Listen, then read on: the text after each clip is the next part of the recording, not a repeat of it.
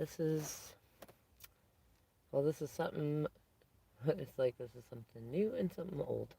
I know I've done some videos on when karmics attack, though. I definitely want to evolve them a little bit. I want to say a couple things first, though, because of some of the examples I'm going to use in this, and because I know there's collective stuff going on for people in this energy. I want to say I never give legal advice, and nothing is substitute for doing your own research, reaching out to lawyers, doctors, whoever it is that is a professional legally in these matters. All this is a combination of what works for me, what I've experienced work for others, and more so it's pathways to your peace of mind regardless of what you're going through.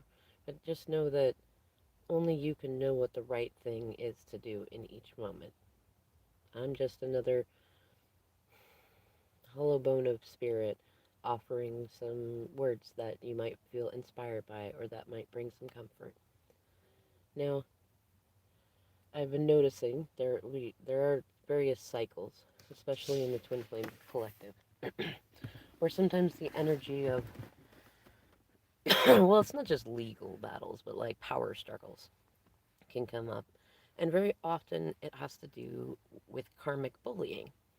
So I want to be, this is the other thing I wanted to make clear is that karmics are not people. And this is something that I learned to correct in my own space. I still have older videos that I was thinking of them in that way too. Though we do ourselves a disservice and we do them a disservice by making them the karmics. We actually keep them around a lot longer and we keep ourselves in karmic energy because guess what? If you have a karmic, so like if you're thinking of a person as a karmic and they're in your mind, in your view, in your space, then you are karmic too, because we always reflect. And if your DM or DF is also acting in karmic like ways to how we previously thought about karmic, what a karmic was, then you're also reflecting them. So you're all in it because karmics are not people, they're the cycles. And if you're connected to someone and you want to stay on the twin flame journey in that, then you need to be aware of and in ownership that you are also in a karmic cycle. And that's regardless of whether or not you have a third party. Because that's what we're referring to when our twin flame is with another person. I'm looking actually for a better word because I don't think third party is also it either. And a lot of times they're the first party and we can be the third party. So I don't know. For this particular video, I'll refer to them as the third party though. Hopefully spirit will bring me something that's more satisfying to refer to and also more respectful because we're all people. Now, something that I've been noticing has been ramping up a little bit is the energy of like court and um, leases, agreements, things like that have to do with justice and with karma. Think about the justice card, right? And for those that are still like, I want to say, hot in the trail of their own karmic energy and the drama triangles and stuff with their twin flame and any third parties, at least to you, third parties. Um, and there can become this bullying in there. And it's funny because I posted something earlier about, your self talk about your twin flame journey. And somebody had asked about, like, would I still feel grateful if my twin was allowing third parties to take legal action? And actually, I've been through that to a degree. It's been back and forth between whether what things they were going to try. And I can tell you, there's a couple of things that you can do to help alchemize that energy. The first thing is to recognize that if this experience is happening around you, it does you a great service to own your part in it. Like this is your healing work too. And if you are in an energy of victim consciousness, I'm not saying the truth ain't there. I'm not saying you deserve any of it. I'm not saying any of that. But when you're focused on this is something attacking me and this is something wrong and I'm being misunderstood or unfairly treated or not loved, you're in that victim consciousness, which is where third parties often are. And when our twins go with those third parties and these things happen, it's because all people involved are in victim consciousness. Now, you can either talk on all day about how they should be the first ones to do it, or you shouldn't have to be the one to change first, or you could just say, you know what, wow, look at this great opportunity where I can see what's going on here. And I have the beautiful opportunity to benevolently change directions in this thing. And if you feel called to doing that, then think about think about your parts in things. Now, if somebody's like using legal action as bullying, if you have done something that is considered illegal where you are, then own it. Whether it was a big thing or a little thing, or most people wouldn't say anything or anything like that, stop that. Because if you're doing that, guess what everybody else is doing? And guess what I know that you're probably complaining about a lot? I know because I've been there. And I've seen other people go through this and come out of it too. So, first thing, own what's yours to own. And don't like lay it out like a sword on the lawn and like jump on it. Just own it. Like, okay, I did these things. These were not appropriate things to be doing.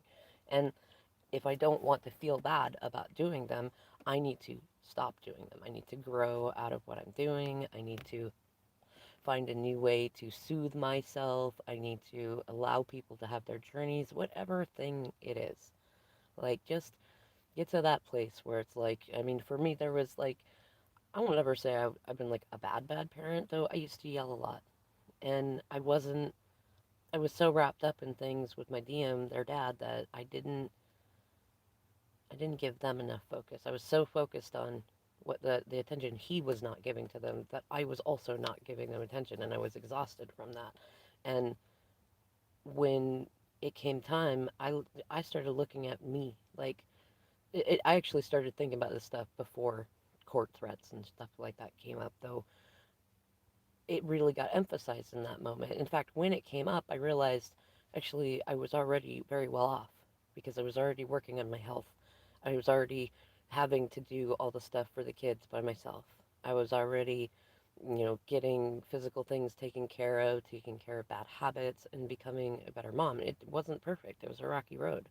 And when like court stuff started coming up and all this what I call posturing, which is often what happens in karmic drama cycles from all sides. Like if they're doing it with you, somehow either you did it with them, or you're doing it with someone else, or you did it with your twin, or you're doing it to yourself.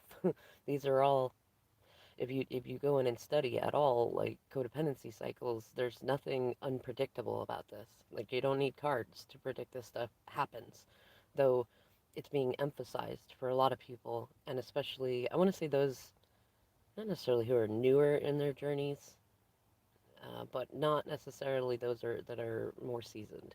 Um, but when these things come up, there are moments that you can either stay in the karmic cycle and say this isn't fair and I'm going to fight this, or I'm going to run from this, or I'm going to feel bad about this, or I'm just going to take it. Like these are moments to look at, like what's the honorable thing that you can do that will make you feel good about you no matter what. Now my approach with this stuff has always been, if somebody wants to take me to court and I actually did something wrong, then I will just go into that court and be like, I did something wrong. I own it. Either I didn't know it before or I did know it before. And if they want to ask me questions about it, I'll talk about it. Now, in most cases, I've not done anything that actually warrants that. Doesn't mean that I haven't had things to improve. Like I said, I improved my parenting skills a lot. I improved my relationship with my family a lot. I worked on me a lot. And the more that I got there, the less that I had any concern about if anybody took me to court or if anybody did anything like that. So then when there was no ability to trigger me with it, it stopped. And especially because here's the thing, if you did do something and you get pulled into court, your best bet is to, take your lumps and be graceful about it and be graceful to everybody, including the people who are supposedly perpetrating this injustice. if it is an injustice. Because if you did something, just own it. If you want other people to own it, you own it too. And if you didn't do anything, then have faith in spirit that this is an experience for a different reason. It may be that you guys are being pulled into this. Maybe it's partly so that your twin can see what they're allowing other people to do. Maybe it's so that you can see your twin's shadow side. Maybe it's so that you can go into that courtroom and it really has nothing to do with the drama triangle between any of you, but there is somebody in there, a bailiff, a judge, a lawyer, a person in the I don't know what to call them, the benches, the pews in the back that needed to hear some part of your story and that changes their life. Like, not all experiences that we sit and look at and go, this is a horrible experience, are really that horrible. And sometimes they have a greater meaning. And that greater meaning could be like six very seemingly tiny experiences to you or to me that are very profound experiences to somebody else. I just talked to a beautiful divine feminine earlier who 7 years ago was given a very beautiful book and had a most fantastic spiritual experience after it. And it was just a small thing from somebody that she knew a long time ago. And things like that happen every day, most especially when we are open to that sort of thing happening. So if you get called in and you did do something, own it. If you get called in and you did not do something, then look at this as a moment for you to shine. Because if you didn't do anything, there's the evidence is going to show you didn't do anything, or rather that you did the opposite of whatever thing that people are bringing you in for. And if you get in there and it's some sort of like it could be triggering because that situation can bring on a lot of anxiety. Maybe that actually helps you heal a lot of your anxiety because in those moments spirit sets your table for you and lays it out so that in front of everybody, anybody who's trying to say you are not who you are or that you're a bad guy can see you're not. And you know what courts do in those situations when people come in and waste their time like that? They make them pay for everything, usually, you know? And it could be very similar with situations like, say, somebody is using a lease to control you or keep you tied down or something. Like, say they've got their name on it and they won't leave, or or your twins in a situation like that. It's kind of a similar thing. Like when you no longer feel triggered about it, and it's no longer a source of power struggle, then it'll no longer it will lose all of its what do you call it, magnetism. Like there won't be any fun in it. There won't be any codependence in it. It won't. You know what most codependent people do stop when you stop allowing yourself to be triggered by the bullying? They either assume that you don't care and they go find someone who will fight with them because that to them feels like caring. And and I'm speaking from a place of having done this and having this done to me. Like, it's very transactional with that sort of energy, with the drama triangles, and they will likely say, you know what, then you don't care, and that's the battle that they'll do with you. That'll be the next one, trying to guilt you into it. Well, you must not care. You don't want to fight with me. You don't want to fight for me. You're not letting me pull you into these battles, or you're not responding the right way, or you don't understand, or you're not taking me seriously. Like, they'll go into those places, and if you just hold them in a space of faith and you just know that they're not used to somebody responding in a healthy way. They're used to people continuing the pain cycle. And when you don't hold into place their feelings of rejection about it and you have faith in them, then they come around and the karmic bullying games stop. And you also provide an example both for your twin flame and any third parties. Because guess what? The third parties are learning too. And so are you.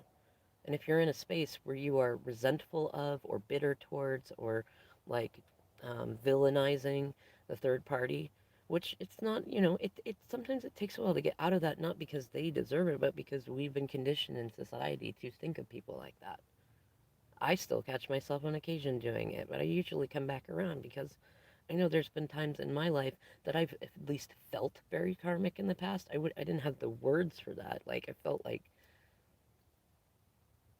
well, like I was in victim consciousness. I was really stuck in it, and it was like I wasn't owning enough of my own stuff, and I was convincing myself that I was like the hero for everybody, and wanting somebody else to take on that burden and things like that. It wasn't I told myself I was grateful, but I really wasn't. Like we're all in those places, and they all come to different degrees, and we all experience them in different ways. And all in all, like no matter who you are in anybody's journey, it's all being alchemized into light. So, if you have somebody that is mm, being, well, anybody that's trying to bully you, they're doing posturing, like a lot of times, for one thing, it's not even like it's a what's the tactic? It's like track switching where you may be trying to get them to help with co-parenting or to process things or to tell you the truth or whatever the thing is, and or maybe you shared a car or whatever thing it is, and they track switch and try to turn it around, because usually what happens is you got really close to like an emotional wound that they've been like keeping open but also ignoring, for lack of a better way to put it. And their own conditioning is to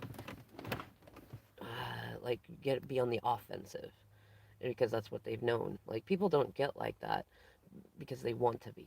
People aren't born like that. People don't get defensive like that just because.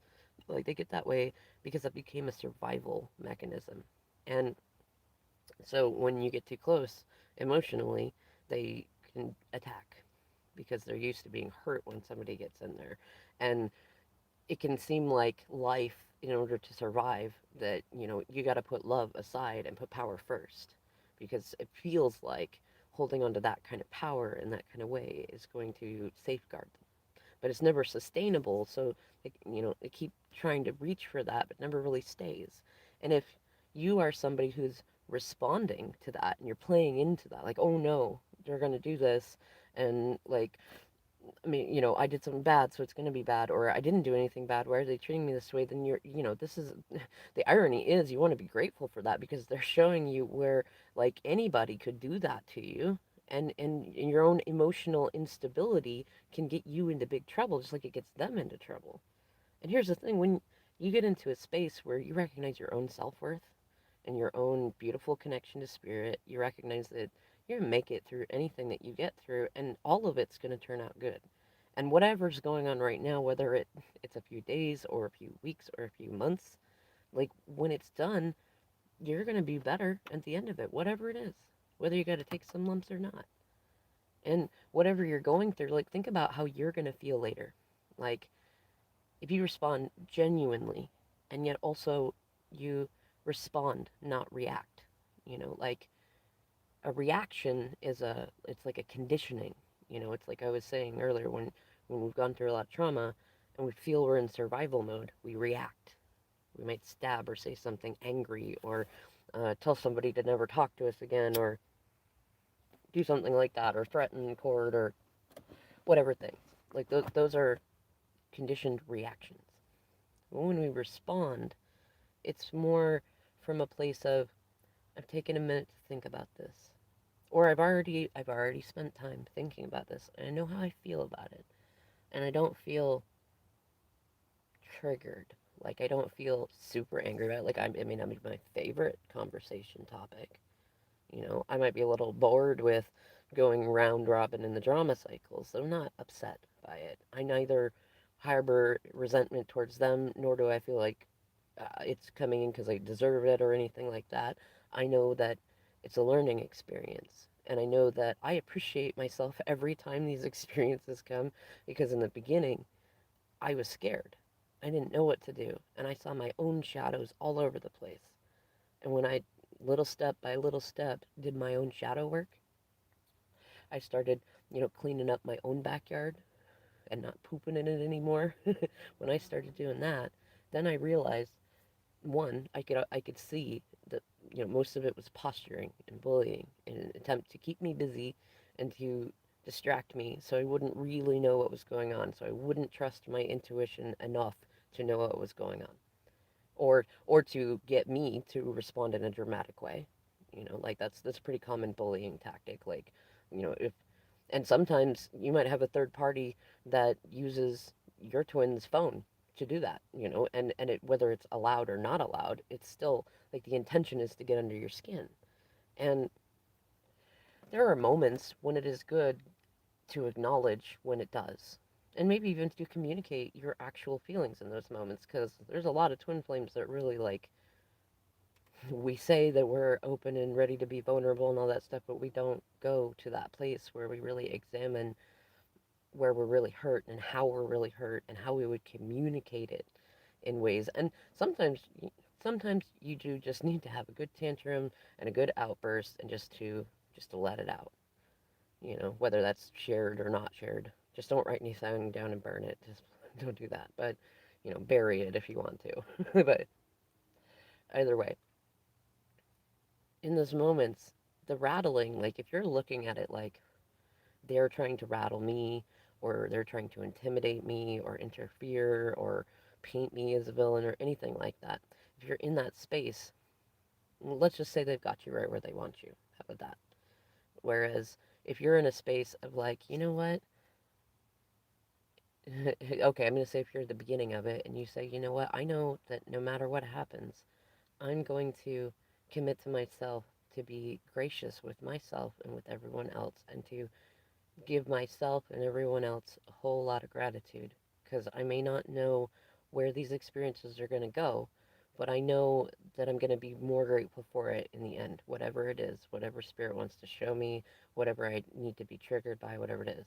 And if this is something for you that has happened multiple times, or has been like the drama cycles of the threats and the bullying has come up multiple times, then look back at it and and look at how you've handled it. You may have, like me, gone from a place of like being easily wound up to a place of comfort where you're like, things are happening as they need to happen. That's kind of where I felt like in my own journey. It's like all the experiences that have come about, including a lot of triggering and a lot of bullying and a lot of distraction attempts and a lot of stuff like that. And I actually feel really grateful for all of it, because I can look back and I can see where, I won't say I've made mistakes, but I can see places where I would not do the same thing that I did then from what I know now. And I would not feel, because I wouldn't feel the same way. I wouldn't feel like a victim. I don't feel like a victim. I'm not a victim. I don't really see anybody else either as victims per se. I do have compassion because I remember what it felt like when I thought when I thought I had that, but it doesn't help anyone whether it's true or not to be in that place. And I can now look back in my journey and journeys of those other divine femmes and masculines I've had the pleasure of connecting with, sometimes guiding, doing readings for and stuff, and say, wow, look at how graceful we were in those experiences. Look how genuine we were in each experience. Look how we did little things radically differently. And even though they were only little things in those moments, we created ripple effects that changed all of it. And look at now, like, uh, I don't. I think the best thing I can go with in this is my own examples. Like, I went from like having very few really strong friendships to I have a lot of friends, varying different, closenesses and whatnot. And I have people that tell me on a regular basis that not only do they like my content, but they often just they like to listen to my voice. I'm very soothing, or they like the creative stuff that I do, or they feel, like in talking with me that something was released and they feel lighter. There's all sorts of things that come in like that. And, I came from a place of where people were, they were well meaning, but they were critical a lot. And so I was a critical person, and, but as I started to change that and not to need everybody else to change with me, then I was able to start looking back and going, wow, you know what? I'm really proud of myself for making each decision that I made, for each time that I said, I'm going to trust spirit instead of my ego. And each time I said, you know what? My ego's a part of me too. I'm going to let it play in this moment. I'm going to embrace that absurdity. I'm going to say the thing. I'm going to throw the fit. I'm going to feel the way I feel, And then another moment's going, you know what? I'm going to let this slide because it really doesn't bother me that much because I'm not who I was and I don't feel triggered by what I did. And in each of the moments that I can look back in the past and see where I got to this inner peace now, I can look at it and say that in those moments I chose authenticity for how I felt like it in the moment. And I learned to get myself out of the reactiveness, the conditioning of things and conditioned response. And then I started to allow myself to see how other people do that.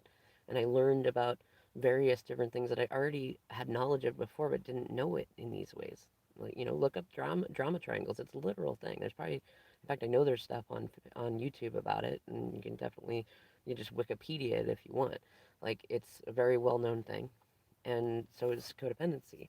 Like, it's very predictable. There's a lot of cycles of hero, villain, victim, and it's like you go through the spaces to where like you're rescuing everybody, but then nobody's reciprocating, and then you get drained and exhausted, and you feel like nobody's being thoughtful of you, and you're not seeing that. Well, you're doing everything. You're training everybody to do that way, so you run out of energy. You start, if somebody else has a bad moment, or they're probably going through their same cycles, then you rendezvous when you're both exhausted from overgiving and not even giving anybody what they actually need because you're not giving yourself what you need, so you don't even notice it. And then when those moments come, you get passive aggressive, and then you start getting, mean and nice at the same time, and then confusing everybody, and then you get more confused, and then when there's distance and discord and disharmony, you start to either love bomb and try to bring it back in, or you try to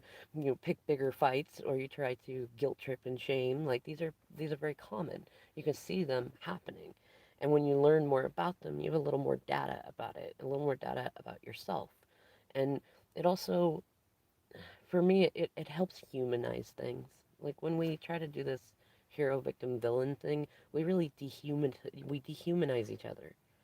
And at least as far as my light work goes, it gets away from dehumanizing. We're all people. Nobody is broken. Nobody is unfixable. Nobody really even needs to be fixed. Like, even being on a healing journey is not, it's not about fixing yourself. It's not about fixing anyone else. It's not about being better than anyone else. It's recognizing that you are always whole the whole time. That there's various values in the experience of not knowing that before. And that you're going to get to a place where you're going to feel that and you're going to recognize that and you're going to look and say to yourself, you know what, look how adorable I was. Look how long I spent like thinking that there's something wrong with me, or that I was broken, or that so and so would never call or never do this. Look at how much time I spent having less faith in myself than I had in the rest of the world. Like, look at all these ways that I held myself back, that I manifested a lot of the stuff around me, which may not have been my manifestation originally. Maybe it was passed to me by my parents or my family or an ex or something, but I carried it on, thinking that like there wasn't any other reality, and now that I see that and I know that, like, and I'm in a place where I recognize it was never bad stuff, then I can look back and not necessarily like laugh at it, but I can chuckle about the humanness of it, you know. And when you start to get into that place, you start to alchemize a whole lot of energy, and you become a good example for other people, which is something that I definitely practice and preach to others. Is like, whatever you're going through, really stop, and when you go to respond, or let's say after you responded, like, or you reach out, or you do a thing, or oh, I'm going to date, or oh, I'm not going to do this, or I'm going to work on this, and I'm going to do that. Think about the spirit in which you're doing it, and why are you doing it, and how are you going to feel about yourself in, like, say, a month or a year if you made that decision, you know? Like, early on, when separation mission started with my DM and I decided I was going to date myself. And part of it was practicing what I preached, because I could see that in his journey, he'd not had individuation. But I likewise also had, like, I've had individuation, but there's other areas that I needed to work on also. And I knew, like, I'm a big psychology nerd, I'm a behavioral nerd. I love it. I love knowing about people and how they work and things like that.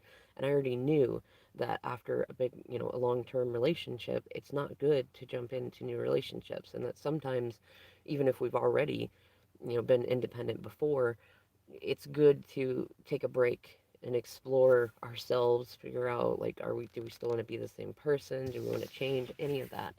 And also, like, I just knew how I felt about him, and I knew that in the immature space that he was in, he was not going to understand all the reasons why I was doing what I was doing. Heck, even I didn't understand all the reasons. I just I followed my heart, and in many ways it shattered me open into this beautiful light being that I am. So, but like, going from that place of saying, you know what, I'm gonna date myself. I'm gonna date myself, and he got all sorts of catty and trying to kind of. Oh, I think it was a combination between seeing if I was doing anything with anybody, and then also feeling guilty because he did that and he was expecting me to do that, and because I didn't do that, then he felt silly. And then it also got turned into some sort of thing of like, oh, I don't know, like, if I don't have a person, I must be trying to do some evil, devious things. Um, but really, like, the important part is I can look back and say, I'm really proud of me. I'm really proud of me. I've had my up and down moments because I had to heal that shit. That's part of why I'm proud of me. Because it wasn't like I just decided in the beginning that I was going to date myself and that I was just going to stay in that state and I wasn't ever going to go anywhere else. No, I had my moments of like, well, fine, you're not going to give me attention. I'm going to get it from somewhere else. But I kept having this feeling though every time I went to explore things. It was like, this just isn't right. And then I thought, maybe there's something else I'm supposed to experience kind of within the dating experience that is not the dating itself. And I realized fairly soon after that it was about learning to have healthy boundaries, which is a lot easier to have with strangers. It's a lot easier to say no and to recognize red flags and to not get that deep in it in the first place. And it's funny because I never left the dating apps, and after a while, I'd get on them sometimes just to check my vibration, like, am I still pulling in people that are feisty or immature or have a similar story to my DM or like whatever it is? And then I'd get off there. Like, and it wasn't like I'd tell myself each time I'm open if somebody connects, though they weren't in there. And that just made me feel more comfortable with like, okay, this isn't about the 3D thing that I'm thinking about it as. It's more about light work. And I had some cool conversations with some people that, we got into talking about light work, and even though we weren't interested at all in going towards the dating, it was a really cool set of conversations, where I would not have expected them. And if I'd not been open to it in that way, I would never have gone there. And going through it in that way, now looking at it going like, you know what? I mean, because, in my past, I wouldn't have gone that. I would have been just as illusioned by the idea that my comfort needed to be with another person or in a relationship or that I couldn't take care of things financially or whatever it is. Like, I would have been in that place I was before. In fact, when my DM and I first met and then had did his first ghosting and stuff like that, I did. I jumped into other stuff because I thought I thought that's what life was. I thought that's what you needed. And I, jumped into them mostly for convenience, resources, survival mode stuff. And that was part of the reason that I made the decision that I did. And I took a hard look at my own bullshit. That was one of the first things I did that I think really beguiled my DM is like, I'm owning my BS. Like, it came to a point to where if there was a moment that he said, well, if I'm saying, hey, you need to improve on this for the kids or for something else, and be like, well, what about you? And I'd say, do you have some feedback for me? Like, if there's something you would like me to work on, I will work on it. And he's yet to actually give me anything, well, really anything. I would say anything concrete, but usually at that point he goes, no, I don't want to fight. But like, if it was there, it would be there. But here's the thing, though. I can remember times that there was feedback from him, and I was disregarding it because I prioritized the things that I felt he was doing wrong. And I took that all into account during this time that I was dating myself. Like, dating yourself is what it sounds like. It's not that you sit around just single and independent, like take yourself out. Like how do you feel going out? Like do you wear nice clothes for yourself that feel good? Do you buy yourself a meal that you would hope someone else would buy you? Are you the kind of person that sits and chews with your mouth open? Maybe, like if you had somebody doing that with you, maybe you wouldn't like it, or there's various different ways that you can look at it, but it's really like if you sat down at a table and in the other chair was a mirror and you were looking at yourself in those moments, what would you feel glad about? What would you want to evolve? Not because you have to or it's unlovable, but just because, you're like, I would like to grow in this way, you know? And when you get into that space, you really get out of the bullying space. Because here's the thing, if somebody is bullying you and doing stuff like that, there's lessons in it for you too. That's why third parties are not karmics. The connection, the learning is karmic. Like karma is not good or bad. The feeling of it being good or bad, it depends on where you are in your journey. It depends on how you feel about it. It's like I said earlier, somebody could take you to court and let's say you didn't actually do anything wrong. Let's say that they're accusing you of doing things wrong that you didn't do. And you get in there and now if you go into it in a headspace that this is unfair and I'm gonna show them and I'm gonna retaliate and I'm gonna do all this stuff, well, you're all gonna look like assholes.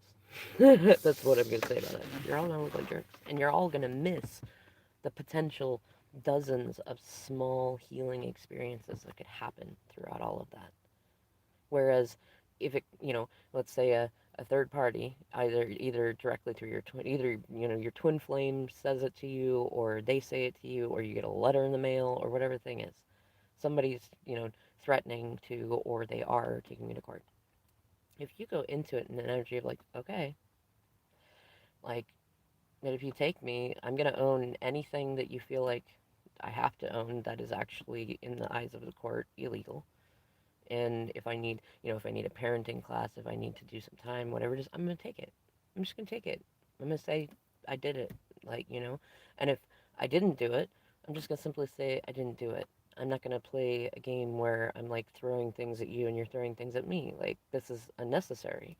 And and because it's absurd, like that's the way to look at it. If it is absurd, it's absurd. So embrace it because that probably means that while third parties are in a 3D situation trying to wrap you up in court energies and intimidate you and do stuff like that, you can be in a space of recognizing that maybe you have an experience with somebody in the building that is like really profound, either for them or for you. And you go into it from that space of experience. And that changes the whole thing. It also changes your karma. It uplevels your karma. It heals you of old karmic cycles that you won't need to go through anymore. And it also, I mean, it's kind of got the kick-ass side effect of showing people that you're unbothered, you're unfuckwithable about that stuff. So here's the thing: that takes practice, that takes healing, that takes shadow work, that takes owning your own BS. And it's not that it has to take very long. I'm sure, and I'll probably meet someone somewhere along the lines who just heard this information and was able to get it in like a day, either because of the way I explained it or because they did some journaling about it and they found a new way to explain it that worked beautiful. And then, I feel like that's part of why Spirit has folks like us doing talks like these. Because then you can hear it and you can up level it and you can make it even tastier. You can turn it into a short divine nugget that's like one, two, three, and people totally get it.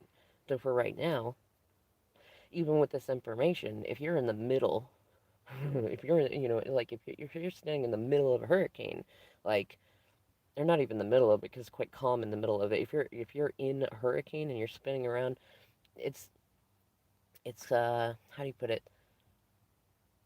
When we are in moments like that where we get triggered, we're going to respond in the way that is consistent with our beliefs about the world, and we're going to respond in a way that reflects our old momentum. And what I mean by that is that, let me check my battery life. So what I mean by that is, it's kind of like, okay, I took karate as a kid. Now to this day, as an adult, like if somebody tries to like kick me, even just playfully, I have a instinctual response. I can grab their leg. It's happened, no, an accident with the kids. It's happened other times. It's like it's a conditioned response, but I'm not upset about it. It protects me. That's why I took karate. I just have to be careful because if somebody catches me off guard, I don't want to, I don't want to put them on their butt. But it's very similar to that. It's the same thing with riding a bicycle. And so when you end up in situations that kick up, well, it's funny. I would say kick up anxiety, but anxiety is one of the responses. Like, if somebody does something that feels like it takes a hit on your worthiness, like if they call you a name, if your response is like, that's really fucked up, like, I'm not like that, I don't do that, or, like, say they call you judgmental or something, um, and you're like, I'm not judgmental, they're judgmental, this and that. You see how you can see in that where your most practiced thoughts are, where your beliefs are. That if, like, first of all, if somebody tells you something like that, you have a response that suggests you need to, on some level, believe them. Because you wouldn't feel the need to explain and justify and defend that you're not if you didn't, on some level, believe them. Right? So when you look at it another way and you say, if somebody is calling me a name, it's very likely that they're in a great deal of ego pain, and they're calling themselves a great deal of names, and they're really not talking nice to themselves. And if they're not in a space where they can talk nice to themselves, they're not going to be able to talk nice to anybody else in this moment either. And I can remember when I was in a space like that, when I was thinking that, and I can have empathy for that. And when you can get to that practice space, then you're going to be in a more comfortable place of inner peace, no matter what's going on around you. And you're going to see your own evidence of that. And you'll see that ripple out and make effects all around you. But that's the thing, like, to be triggered at all is to show that you've got conditioned reactions, that this is how to react in a situation like this. And a trigger is effectively either you feel, well, it's usually you feel attacked, but it's either you feel it's an attack from the outside or an attack from the inside. Attack from the outside might be somebody bullying you or threatening you or posturing. Attack from the inside might be that somebody doesn't give you the affection that you felt like you were going to get or that you hoped for, and you beat up on yourself and wonder if you missed an opportunity or if you did something wrong or you're not enough or they're not choosing you. Those are, and there can be more triggers than that, but those typically are common triggers. And when you feel like you get triggered by the experiences, they're natural. Nobody's saying like it's like unrighteous or anything like that. It's just it simply doesn't help.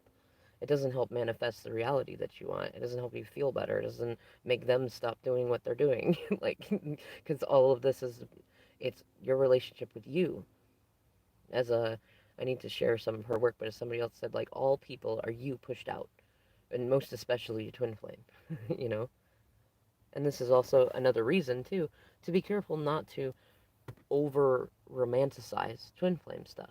Like, a lot of people, they think about twin flames in a similar way that they think about soulmates, like that there should be this like one moment where you just come together and it's all fairy tale and beautiful and you never have any more separations and you never have any more challenges and all that stuff. And that's no. If you want that, call in a soulmate that matches that. That's like a beautiful, consistent, harmonious experience where you have very little contrast. And for some of you, you'll have that for the rest of your life. It'll be beautiful, and you won't even like think about your twin flame, at least not in a way that you're like, I want to go back to that stuff. Like, and others of you, you'll go through some of your time with this soulmate and realize you're really bored without the contrast, and then you got to work out your own kinks with that, you know, and that can be part of your journey too. But a twin flame journey isn't it's not like a journey of pain. It can start that way when we're in our triggers and we're healing, when we're still projecting and allowing other people's projections to take us in. But it's not it's never going to be like the conventional Cinderella fairy tale that you imagine it to be. And I firmly believe that most people, to be quite honest, would be very bored with a traditional Cinderella type fairy tale relationship. Especially because, think about it, the movie ended, they got married, they kissed, and that was it. Like, for one thing, Real life don't work that way. There's going to be more after that. What are you going to do after that? Like you know, if the story ends right there, you're done. Are you ready to be done with life right now? Like just get married and bam, that's it. You're done. You're happy for the rest of your life. You're just going to like freeze that moment right there and never do anything else. Never change out of the blue dress or the fancy tux and shit like that. Like is that feel good for you? Like it's okay if it does. Though this might not be the channel for you if that's how you're feeling about it. Because for me and for a lot of people that really do choose their twin flame journey, it's not the goal, the destination, things like that is not 3D union. It's not marriage. It's not that stuff. It's the growth. It's the unconditional love. It's the learning about ourselves. It's healing ourselves. It's allowing other people to heal themselves and to release judgment about the way that they do it. It's about getting to a place where you can recognize that not everybody thinks in the way that you do or processes in the way you do, and vice versa. It's about recognizing when people misunderstand you, that's not a reason to beat yourself up. Or when people bully you, it's likewise not a reason for people, it's not a reason for you to beat yourself up. And a lot of times we unintentionally manifest these situations because we don't feel worthy, because we're focused, and you're in your twin flame of all things is going to likely be the biggest source of place that you're going to get contrast from, especially if you're very focused on them. Like when we limit our other sources of contrast, when we don't go out and get social, we don't have community, we don't have friends, we don't connect with people, then and yet we're either trying to connect with our twins or if say we're in no communication, we're just thinking about them a lot, then that becomes our only source of contrast, which means that's going to be your main source that you're going to have fights and that you're going to experience pain and that you're going to have situations that don't feel good. That's another reason that I encourage people get out and talk to people. Get out and do things.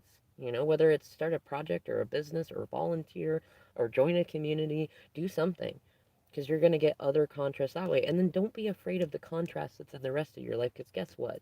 If you're in separation mission with your twin and you're not facing your stuff that you need to work on with your mom, your dad, your siblings, your whoever, yourself, your therapist, your kids, you're not working that stuff out, that's what they're going to be doing. And it's not going to change until you start looking at your stuff and healing it for you and for the people involved and not codependently.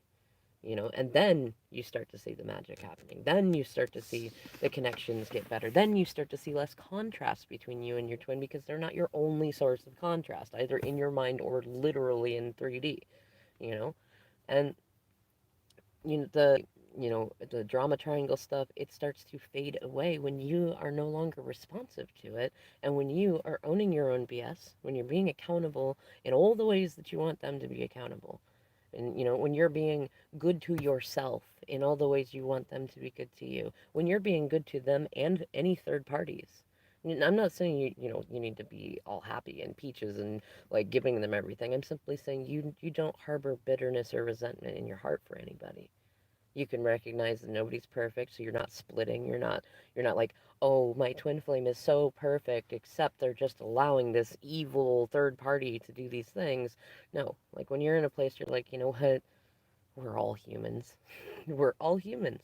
We're all responding with based on a series of experiences that we've had, beliefs that we've had, conditioning. We're all coming from a source of feeling like we're doing what we're supposed to be doing.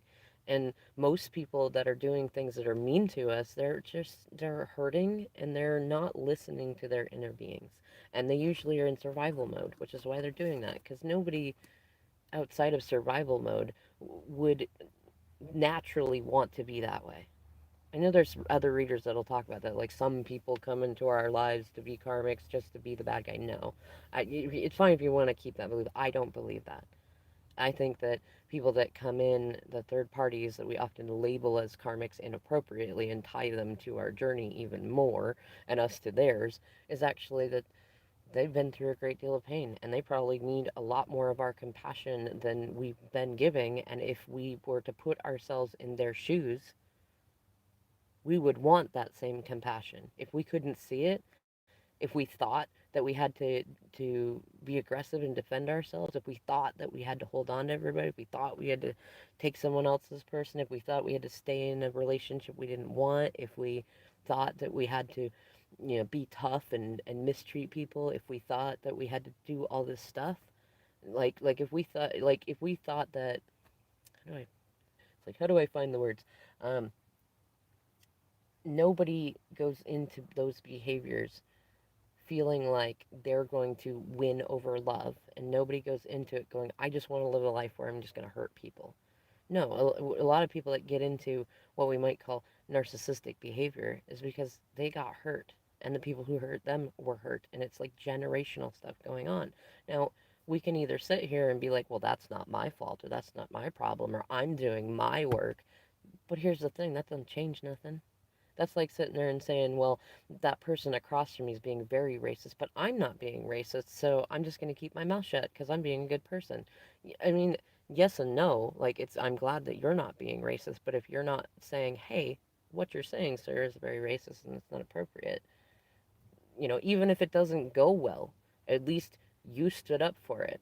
If you're not standing up for it and you're allowing somebody else to do it, and you can find this in all sorts of situations. It might, maybe got some sexism going on, or some prejudices towards other religions, or other political ideologies, or vaccination stances, or things like that. Like, there are times when you have been treated in the ways that you are projecting third party stuff, and you're manifesting that. If you're looking at them as just like a total bad guy rather than a human who's probably been through a whole lot of shit, and you're not looking at it from a place of like, you know what, I have a beautiful opportunity right now. I know that the people that have come into my life that are in enough pain to be really like, I suppose I can be offensive, but I'm a very non-offensive person in most situations. And I generally I'm one of those people that often, like, people will try to say that I'm doing things that I'm not. And I've just learned over time, partly as a Capricorn, that I just continue to do my thing, and that time will reveal all truths and equalize things. Because it's always worked that way. So I'm a lot calmer about it because I recognize it's not a self worth hit for me. It's usually because they don't have great self worth. And so they're hoping that if they can, knock me down a few notches from where I'm at, that they'll feel better. And I get wanting to feel better. I totally get that. I may not be in agreement with the way to go about it, but I understand that. And I would rather look at it and say, wow, you know what? I know that I'm like a legendary manifester. And if whenever this third party comes into my mind, I can choose to focus on the bullying and posturing. I can choose to focus on the toxicity and the immaturity. Though I know that I'm just going to manifest more of that stuff for them and for me, and for my twin. Like, why would I want to do that? Like, that doesn't help anybody. And the other way to look at it is like, you know what a unique experience. Like, I know that what I focus on grows. Who I focus on grows, especially when I'm focused on them from a space of genuine gratitude and understanding and appreciation. And so, what if even just to see what happens, I hold this person in high esteem, and I say, you know what? I'm not even going to pray for their healing because they're not broken. I'm going to pray that they instead see that they are not broken, that they don't need to live in survival mode anymore, because that is the best gift that I could give to anybody in that space, anybody who might want to hurt me. And really, when you get to a space where you have good self-love and self-worth, you recognize nobody wants to hurt you.